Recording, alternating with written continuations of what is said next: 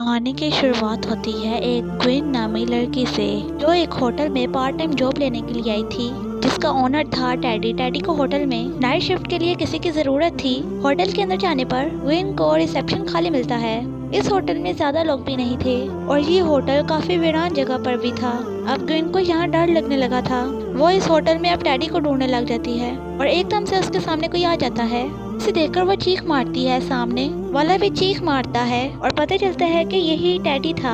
Teddy और Gwen की job के सिलसिले में बातें होती हैं और ग्वेन टेडी से कहती है कि आप रिलैक्स रहिए, मुझे पहले भी इस काम का एक्सपीरियंस रह चुका है, मैं सब संभालूंगी। टेडी फिर उसे होटल का विजिट करवाता है और स्टोर रूम दिखाते हुए बताता है कि स्टोर रूम के दरवाजे के लॉक खराब हैं और जब भी वो स्टोर रूम खोले तो उसके डोर के आगे ब्रिक रखनी होगी, नहीं तो अगर लॉक लग गया वो यही फंसी रह जाएगी। लॉक सिर्फ बाहर से खुलता है। शोरूम से बाहर निकलते हुए ग्वेन नोटिस करती है कि इस होटल के गैराज में बहुत सारी गाड़ियां थी, न जाने वो खराब थी या ऐसे ही यहाँ पड़ी हुई थी।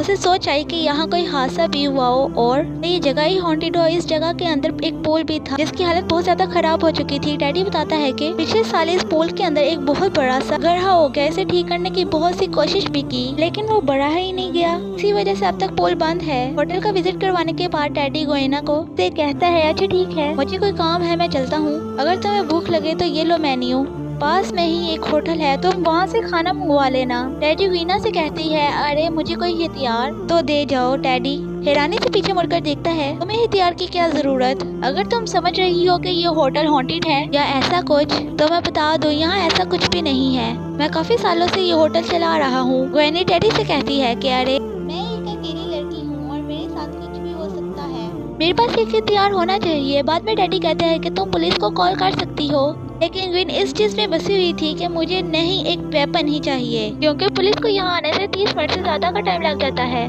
थक हार कर डैडी कहते हैं कि अच्छा ठीक है भाई, पीछे चाकू और कुल्हाड़ी पड़ी है, अगर हमारे साथ ऐसा कुछ भी हो गया तो तुम उसे इस्तेमाल करना और दुश्मनों को मार देना। डैडी ये सब तो मजाक में कह रहा था। वो सीरियस होकर ग्वेन से कहता है, अरे सुनो, मेरी कोई दुश्मनी नहीं है और ना ही इस जगह में कोई मसला है, अगर फिर भी तुम्हें कोई मसला नजर आए तो तुम मुझे कॉल कर सकती हो। डैडी के जाने के बाद ग्वेन दोबारा से इस होटल का विजिट करती है तो देखती है कि इस होटल में बड़े बड़े चूहे थे। इस होटल के अभी तक एक ही रूम में गेस्ट थे। जहाँ जाकर ग्वेन नॉक करती है। वो असल में गेस्ट से पूछना चाह रही थी कि क्या कोई चीज की जरूरत है नहीं उन्हें। जैसे ही ग्वेन के नॉक करने पर ये दरवाजा खुला, ग्वेन को वहाँ एक अजीब लड़की मिली। उसके हाथ लाल थे, उसे पूरा दरवाजा भी नहीं खोला था। उसके हाथ लाल थे, उसने पूरा दरवाजा भी नहीं खोला था। ग्वेन उससे जब किसी चीज के बारे में पूछती है तो वो ना में सर हिलाते हुए दरवाजा बंद कर लेती है। इसके बाद ग्वेन एक कमरे की सफाई करने के लिए जाती है। वहाँ की विंडो से उसने देखा होटल के बाहर एक कार है। ऐसा लग रहा था कि कार में बैठा हुआ जो भी इंसान है वो ग्वेन पे नजर रखे हुए था। खैर वो इस चीज को इग्नोर करते हुए रिसेप्शन पर वापस आ जाती है और अब उसे भूख लगी हुई थी, इसीलिए उसने खाना ऑर्डर किया। इसके बाद उसे अचानक रूम 13 से कॉल आई। रूम 13 में तो कोई था भी नहीं। जब डरते हुए ग्वेन ने कॉल रिसीव की तो पीछे एक औरत के हंसने की आवाज सुनाई दी। ग्वेन पूरी तरह डर गई और उसने फोन रख दिया। ग्वेन जानना चाहती थी कि रूम 13 में आखिर है कौन। डरते हुए वो एक चाकू लेकर रूम 13 के बाहर पहुंच गई। अंदर जाने पे हमें कोई नजर तो नहीं आया, लेकिन ग्वेन को ऐसा महसूस हो रहा था कि कोई उसका पीछा कर रहा है। डरते हुए वो वहाँ एक फोन उठाती है और अचानक उसके पीछे कोई साया आ जाता है। वो साया, वो भूत यानी वो साया अपनी असल शक्ल दिखाते हुए ग्वेन के कान में कहता है, इट्स फॉर यू। अपने कान में ये सब आवाजें सुनकर ग्वेन बुरी तरह डर गई। उसके हाथ पांव फूल गए और एक ही सेकंड में वो उल्टे कदमों कमरे से बाहर निकल आई। यहाँ रूम नंबर 6 वाली लड़की जिसका नाम एलिस था वो ग्वेन को देख चुकी थी। वो उससे घबराया हुआ महसूस करके वो उससे पूछती है कि तुम ठीक तो हो। कुछ ना समझते हुए ग्वेन बस हाँ में ही सर हिलाती है। हमें पता चला कि एलिस एक अच्छी लड़की थी और हमने जो इससे पहले उसके हाथ लाल देखे थे वो खून से लाल नहीं थे, बल्कि वो अपने बाल डाई कर रही थी। अभी भी उसके रूम का हेयर ड्राई खराब हो गया था और बस उसे एक्सचेंज करवाने के लिए ग्वेन के पास गई थी। ग्वेन उसे लेकर स्टोर रूम में चल जाती है। वहाँ जाकर वही गलती कर देती है जो उसे नहीं करनी थी। उसे डोर के सामने ब्रिक नहीं रखी और ऐसे ही डोर लॉक हो गया। और एलेक्स दोनों ही घबरा गई। इन ने उसे बताया कि अब तो ये सुबह ही खोल पाएगा क्योंकि टेडी अब सुबह को ही आएगा। अचानक एलेक्स को फील होता है उसके कंधे पे किसी ने हाथ रखा। देखने पर पता चलता है कि वो तो एक बड़ा सा चूहा था और ये चीज महसूस करने पर एलेक्स वो और भी ज्यादा घबरा कर चीख मारती है। उसे चूहों से घिन आ रही थी और एलेक्स घिन से कहती है कितनी केयरलेस हो तुम, इतना सा भी ध्यान नहीं रख सकती, मेरा फोन भी रूम में है, अब पता नहीं हम क्या करेंगे। अचानक ही स्टोर रूम के बाहर एक आदमी आ जाता है। इन इस लड़के को देखकर घबरा गई। उसे लगता है कि शायद ये वही लड़का है बाहर कार पर उसके ऊपर नजर रखे हुए था। मगर यहाँ पर पता चला कि वो तो असल में एक डिलीवरी बॉय था जो ग्वेन का ही ऑर्डर किया हुआ फूड लेकर आया था। उसकी किस्मत अच्छी थी कि इसीलिए वो वक्त पर पहुँच गया और उसने आकर बाहर से दरवाजा खोल दिया। इसके बाद इन दोनों लड़कियों ने सुकून का सांस लिया। दोनों मिलकर खाना खाने लगे और एक दूसरे से बातें करते हैं। जहाँ एलेक्स अपनी कहानी सुनाते हुए ग्वेन से कहती है कि उसका और उसकी मॉम का झगड़ा हो गया था, इसलिए वो अपना घर छोड़कर भागकर यहाँ आ गई और अब अगली सुबह उसको लेने के लिए उसका बॉयफ्रेंड आ जाएगा और वो यहाँ से चली जाएगी। उसकी बातें सुनकर विन उसे मशवरा देती है कि नहीं, तुम्हें अपनी मॉम के पास वापस चले जाना चाहिए। फैमिली एक बहुत बड़ी ब्लेसिंग होती है। एवन यहाँ सोच में पड़ जाती है और विन उठकर ड्रिंक्स लेने चली जाती है। बाहर जाने पर उसे दिखा कि पहले जो उसे कार दिखी थी वो कार अभी भी इस होटल के बाहर थी। वो अभी भी यही सोच रही थी कि वो कोई ग्विन पर उस नजर रखे हुए है। पहले तो यह ग्विन का शक हो सकता था, लेकिन अब तो ग्विन को कंफर्म हो चुका था कि कोई उसके ऊपर नजर रखे हुए है। वो इंजा बोटल्स लेकर होटल के अंदर आती है तो उसके हाथ से बोटल्स भी गिर जाती हैं।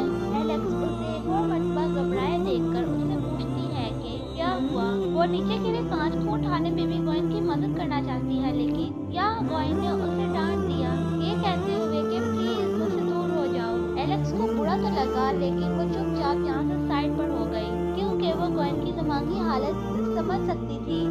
इसके बाद हम देखते हैं कि दोबारा गोइन अपनी ड्यूटी पर है। एक अमीर कपल एक रूम लेने के लिए आता है। ये कपल बहुत ही अजीब, बहुत ही बदतमीज था। वो कपल गोइन से बदतमीजी करता है। इसके बदले में गोइन भी 1 घंटे की बजाय पूरी रात का चार्ज करती है। हालांकि उन्हें वो रूम 1 घंटे के लिए चाहिए था।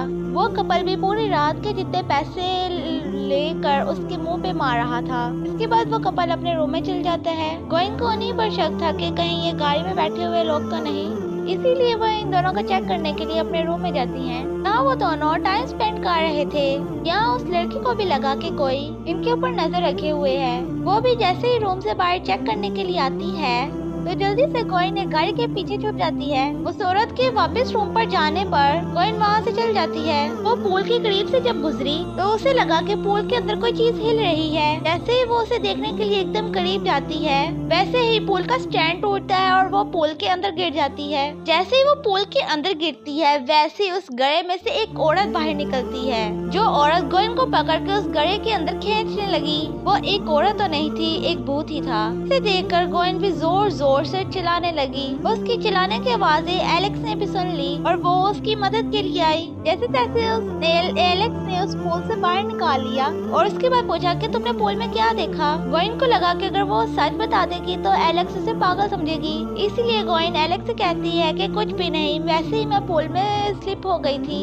एलेक्स और गोइन दोनों रूम में आ जाते हैं। एलेक्स गोइन से एक और मर्तबा पूछती है बताओ ना तुमने पूल में क्या देखा था, क्या तुम्हें नहीं पता कि ये जगह हॉन्टेड है। इसकी बात सुनकर गोइन के तो तोते ही उड़ गए क्योंकि उसे इस जगह की हकीकत नहीं पता थी। एलेक्स को गोइन से कहती है हाँ, इस जगह के बारे में बहुत सी कहानियाँ मशहूर हैं, इसीलिए तो मैं यहाँ आई। मुझे पता है कोई मुझे ढूंढते हुए यहाँ तक नहीं आएगा। गोइन बेध्यानी में एलेक्स की बातें सुन रही थी।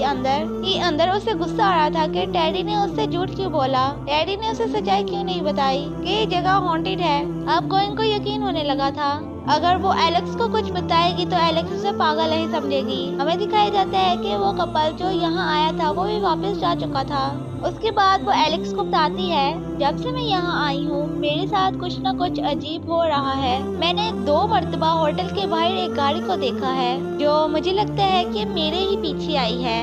एलेक्स गोइन से कहती है कि तुम्हें ही क्यों लगता है कि वो गाड़ी तुम्हारे ही पीछे आई है। जवाब में गोइन अपनी कहानी सुनाना शुरू करती है और बताती है कि जब मैं छोटी थी तो एक मॉन्स्टर नाम का आदमी हमारे घर में घुस आया था और उसने मेरी मॉम और मेरी बहनों को बेदर्दी से मार डाला। लेकिन किस्मत से मैं बच गई और मैं वहाँ से भाग गई और फिर उस पागल को पागल खाने भेज दिया गया। इसके बाद गोइन बताती है कि मुझे पता चला है कि वो पागल 2 दिन पहले ही पागल खाने से भाग चुका है और अब वो मेरे ही पीछे है, जैसे वो मुझे मारना चाहता हो और मुझे मारकर जैसे ही उसका कोई मकसद पूरा हो रहा हो। गोइन के पास इस टाइम उसकी मॉम का नेकलेस था। इस नेकलेस के बारे में गोइन बताती है कि जिस दिन मेरी मॉम की डेथ हुई उसी दिन ये नेकलेस भी उनके साथ ही गायब हो गया था और अब ये 2 दिन पहले मुझे ये मेल बॉक्स में मिला है। मुझे लगता है कि ये नेकलेस वो किलर ही ले गया था और अब ये नेकलेस का मेल बॉक्स पे बेचना मेरे लिए वार्निंग साइन है। एलेक्स को उसकी कहानी सुनकर बहुत ज्यादा बुरा लगता है और साथ ही साथ खौफ भी आता है। एलेक्स उससे कहती है कि फौरन ही तुम्हें पुलिस को बता देना चाहिए, लेकिन गोइन कहती है मैं ऐसा नहीं कर सकती। इस गाड़ी पर तो मुझे सिर्फ शक है, मुझे यकीन नहीं। शक की बुनियाद पर मैं पुलिस को कुछ भी नहीं बता पाऊंगी। लेकिन अब गोइन ने फैसला कर लिया था, वो यहाँ से चल जाएगी। जाने से पहले वो एलेक्स से कहती है कि तुम अपना दरवाजा अच्छे से बंद कर लेना और सुबह होते ही यहाँ से चली जाना। तब एलेक्स कहती है हाँ मैं चली जाऊंगी। मैंने तो तुम्हारी बातों के बारे में सोचा और मुझे एहसास हो गया कि मेरी मॉम मुझे बहुत प्यार करती है। मैं सुबह होते ही उनके पास लौट जाऊंगी और उनसे माफी भी मांग लूंगी। इसके बाद गोइन यहाँ से निकल जाती, वो रिसेप्शन के पास जाती है अपनी चीजें लेने के लिए और वहाँ उसे सीसीटीवी के अंदर बाहर किसी का भूत नजर आता है और एकदम से वो भूत उसके पीछे आ गया और ये सब देखकर वो बहुत ज्यादा डर चुकी थी। उसने होटल के फोन से टेडी को कॉल की और उसे बुरी बुरी बातें कहना शुरू कर दी और उसे खूब डांटा कि ये कहते हुए कि तुमने मुझे क्यों नहीं बताया कि ये जगह हॉन्टेड है। अगर तुम मुझे ये पहले ही बता देते तो मैं यहाँ कभी नहीं आती और अब मैं यहाँ से जा रही हूँ, 1 मिनट यहाँ नहीं रुकूंगी। डैडी उसे रिलैक्स करते हुए कहता है कि अरे मैं इतने सालों से वो होटल चला रहा हूँ, ऐसे कैसे हो सकता है कि मुझे ना पता हो कि वो जगह हॉन्टेड है कि नहीं। तुम रिलैक्स रहो, मैं थोड़ी देर तक आता हूँ। जैसे ही गोइन फोन रखती है तो होटल के अंदर एक आदमी आ जाता है। देखने से तो वो शरीफ ही लग रहा था, लेकिन जिस तरह से गोइन को देख रहा था ये काफी अजीब था। वो गोइन से एक रूम मांगता है। गोइन उससे पैसे लेकर एक रूम दे देती है, लेकिन गोइन को शक था कि ये वही आदमी है जिसने उसकी मॉम और उसकी बहनों को मारा था। गोइन जैसे ही उसे एक कमरा दिखाने जाती है तो वैसे ही वो अपने चाकू से इस आदमी को जख्मी कर देती है। वो उसे तो किलर लग रहा था, लेकिन कहानी में सबसे बड़ा ट्विस्ट ये रिवील होता है कि जिसको वो किलर मान रही थी, बल्कि वो एक किलर नहीं, वो एक डॉक्टर था। वो डॉक्टर भी ग्विन का ही था। वो कोई किलर नहीं था, बल्कि असल में किलर तो ग्विन ही थी। हकीकत ये है कि ग्विन एक पागल थी, एक साइको थी और उसे एक मेंटल हॉस्पिटल में रखा गया था। 2 दिन पहले ही ग्विन वहाँ से भाग निकली थी और सालों पहले जो उसकी मॉम और उसकी बहनों का कत्ल हुआ था वो भी ग्विन ने खुद ही किया था।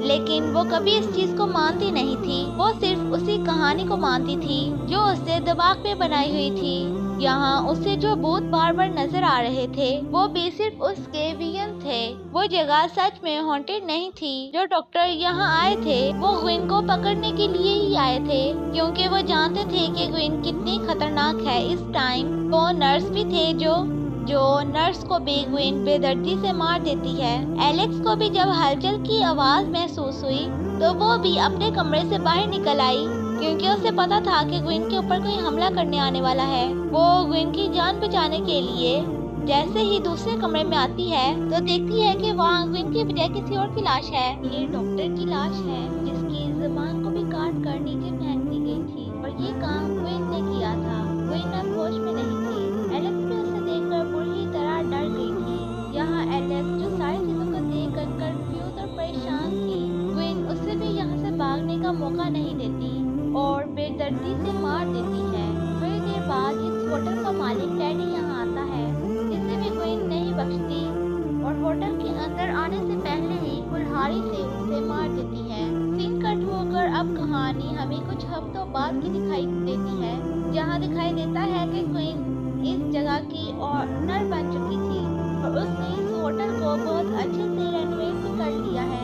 एक गेस्ट क्वीन के होटल में बुकिंग के लिए आता है। क्वीन बहुत अच्छे से उसका वेलकम करती है और कहीं एक होटल की एक दीवार पे हमें खून का निशान दिखाई देता है, तो इस बात की तरफ इशारा था क्वीन के होटल में जो कोई भी आता था तो ग्वेन उसे मार देती थी। ग्वेन शायद अब इस नए कस्टमर को भी मार देती। वो नए कस्टमर की ग्वेन के साथ बातें करते हुए और ग्वेन को दिखाते हुए ये कहानी यहीं पर खत्म हो जाती है। अगर आपको हमारी वीडियो अच्छी लगी हो तो कमेंट में अपनी राय ज़रूर दीजिए और ये वीडियो अपने दोस्तों को ज़रूर शेयर करें और इस वीडियो को लाइक भी करें और मेरे चैनल को सब्सक्राइब